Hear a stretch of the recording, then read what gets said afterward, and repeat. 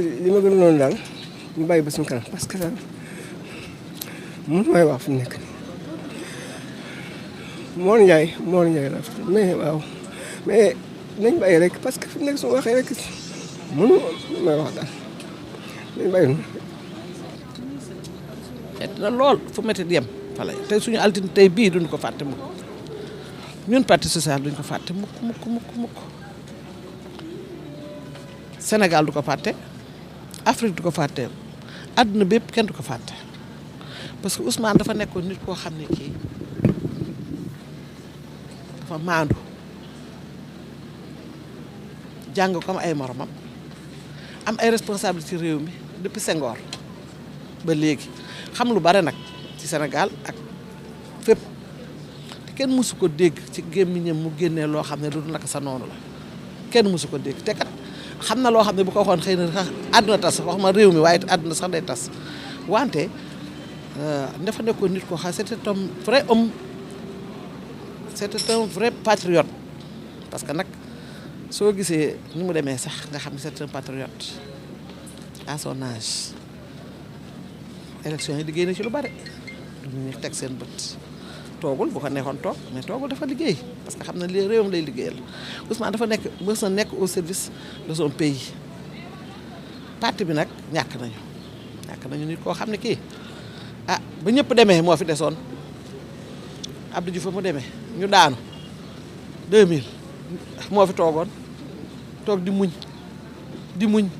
ak ñun ñii nga xam ni gor ñi nga xam ne ñoo ko séqoon mu toog di muñ ba yàlla indi nguur muy Macky Sall ñu def benn bokk yaakaar ci la amee au conseil bi te au conseil bi mu koy am sax xaw na yàgg tuuti waaye kenn mësu ko dégg mësul xëccoo lenn mësul xëccoo dara torop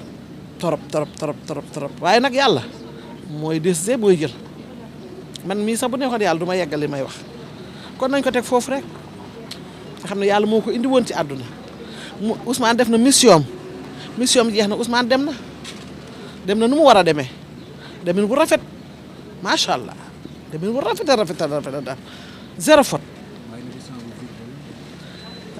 li ma fi bàyyi itam du bidd sax ndax dañu fexe ba li nga xam ne bàyyi na ko fi ñu jéem koo saxal jéem koo suuxat jéem koo toppatoo bu soobee yàlla ak yonent ba nag ndax parti bu rëy la waaw te it am na ñu nekkoon autour de lui doon liggéey ak moom yàlla nañ yàlla lafal cat may nu kattan ak wér ba nga xam ne lii moom commencé na ko yegg si fii ñu mën koy yeggal ci alhamdulilah rabbil alamin.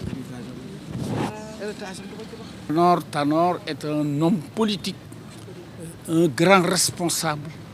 Vous savez, parce que si vous vous rendez compte de son processus dans le Parti socialiste, vous vous rendrez compte que Tanor est un homme très important.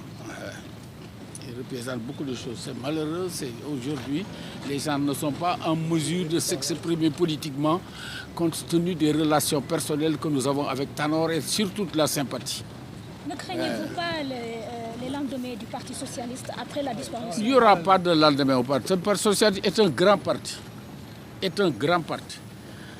Tous les grands cadres du grand Parti socialiste, c'est des types engagés politiquement.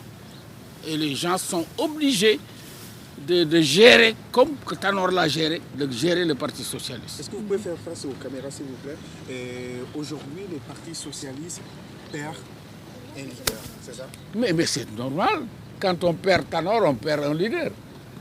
Mais Tanor a remplacé Abdou Diouf.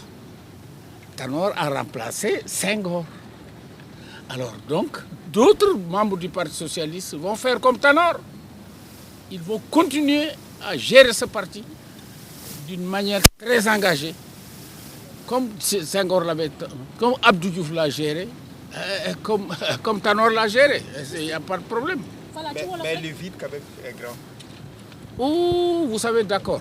Le vide, parce que quand on perd Tanor, on perd un vide. Tanor est un type très engagé, très mobilisé, très généreux. Ah oui, dans ces conditions, quand on le perd, on a un vide. Mais les gens font tout faire. Si vous connaissez les cadres qui sont au niveau du Parti Socialiste et les militants du Parti Socialiste, ils vont gérer comme Tanor, ils vont gérer comme Senghor, ils vont gérer comme Abdou Diouf le Parti Socialiste. Vous perdez un ami? Oui, Tanor est un jeune frère à moi. Ouais, moi j'habite là tout près. Mais la première des choses, c'est de venir présenter mes sympathies à la famille politique de Tanor. Parce que j'aime Tanor. C'est un ami. Voilà le problème. Voilà, juste Vous dites? Juste ci wolof le wolof. Ah, s'il vous plaît, wolof. xam nga parti socialiste mooy dafa di parti bu xam ni Lamine Gueye moo ko créé dem jox ko Senghor amee ko mais puis que Tanor tenir kenn gisul vide ci parti socialiste waaw géré na ko géré bu baax bon bi Tanor dafa sympathique woon nekk ku généreux. Bah, te daa ngeen si xam dara fan yi daa ngeen xam le comportement wu parti membre du parti socialiste yi ak sympathie bi nu am si Tanor daa ngeen ko xam mon père est un fondateur du parti socialiste mais moi j'étais pas membre du parti socialiste, j'étais PI et guéiste et je gère le parti de Mamadou Dia. Donc ce qui veut dire que ce que je dis, je le dis sincèrement et honnêtement et objectivement. Alors ça. Parti socialiste. Le parti socialiste ëllëgam mooy ni mu meloon ak Tanor merka ak Senghor merka Abdou Diouf noonu lay mel noonu lay continuer di ko mel.